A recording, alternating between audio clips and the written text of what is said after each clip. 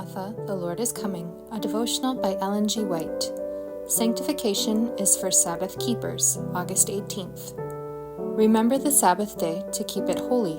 The seventh day is the Sabbath of the Lord thy God.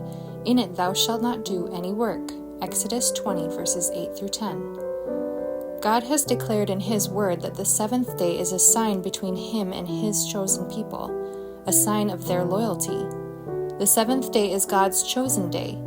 He has not left this matter to be remodeled by priest or ruler.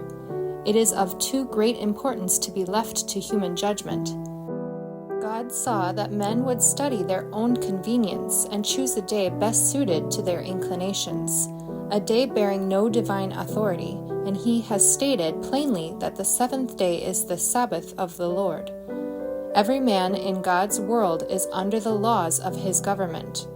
God has placed the Sabbath in the bosom of the Decalogue and has made it the criterion of obedience. Through it we may learn of His power, as displayed in His works and His word. Men could not place themselves more decidedly in opposition to God's work and to His law than by upholding a day that is without one evidence of sanctity, and professing to worship Him on that day.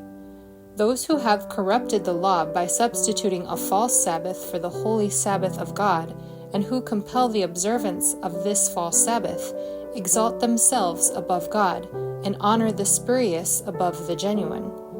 Sanctification is claimed by professed Christians who ignore God's holy rest day for a spurious Sabbath. But God declares that the sanctification coming from Him is bestowed on those only who honor Him by obeying His commands. The sanctification claimed by those who continue in transgression is a spurious sanctification. Thus the religious world is deceived by the enemy of God and man. Men have sought out many inventions. They have taken a common day upon which God has placed no sanctity and have clothed it with sacred prerogatives.